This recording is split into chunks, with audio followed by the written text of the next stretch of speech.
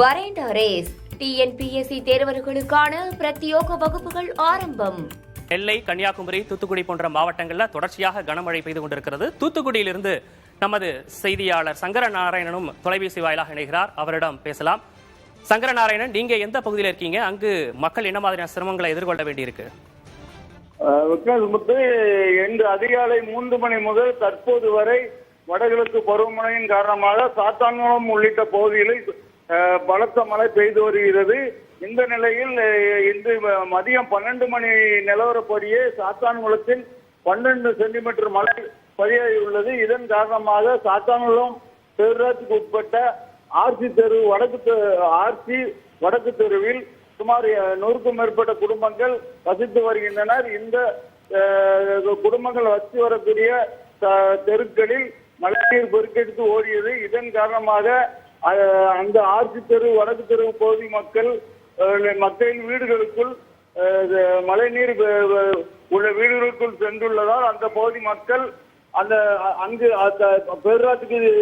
பேரூராட்சி நிர்வாகத்தின் ஏற்பாட்டின் பேரில் அருகில் உள்ள தனியார் திருமண மண்டபத்தில் தங்க வைக்கப்பட்டு வருகின்றனர்.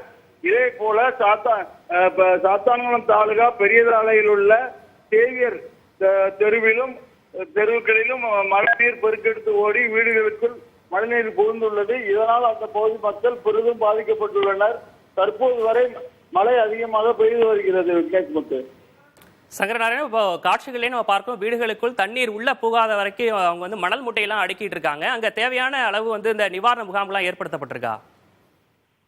விக்னேஷ்முத்து, தற்போது சாத்தான்குளம் பேரூராட்சி மற்றும் மாவட்ட நிர்வாகம் சார்பில் சாத்தான்குளம் பேரூராட்சியில் உள்ள தனியார் திருமண மண்டபம் 2 மண்டபங்கள் ஏற்பாடு செய்யப்பட்டுள்ளன.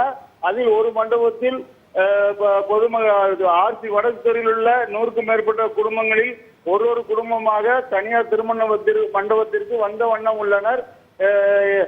அதற்கான அங்கு வருவாய் கோட்டாட்சியர் முன்னிட்டு தேவையான வசதிகளை செய்து கொடுத்து வருகிறார். விக்னேஷ்முத்து, சங்கரநாராயணன், காட்சிகளில் பார்க்கிறோம். அங்க நடந்து வரக்கூடியவர்களை தண்ணீர், அதாவது வேகமா அந்த தண்ணீர் செல்லக்கூடிய அந்த காட்சிகளும் நமக்கு தெரியுது. அங்கு பொதுமக்களுக்கு மாவட்ட நிர்வாகம் சார்பா என்ன அறிவுறுத்தல் கொடுத்திருக்காங்க?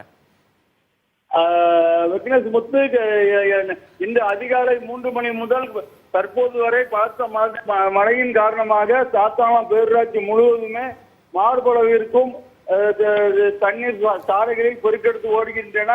இதனால் வாகனங்கள் ஊர்ந்து செல்கின்றனர். குறிப்பாக பேரூராட்சிக்கு உட்பட்ட சில பகுதிகளில் தெருக்களில் மார்பளவுக்கு தண்ணீர் தேங்கி உள்ளது.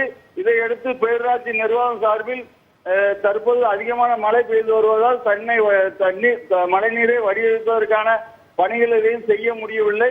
இதனால் அந்த தெருக்களில் உள்ள வீடுகளுக்குள் தண்ணீர் ஒரு சில வீடுகளில் தண்ணீர் புகுந்துள்ளது. ஒரு சில வீடுகளில் மணல் மூட்டைகளை அடுக்கி வைத்து தண்ணீர் புகாத தடுத்து வருகின்றனர்.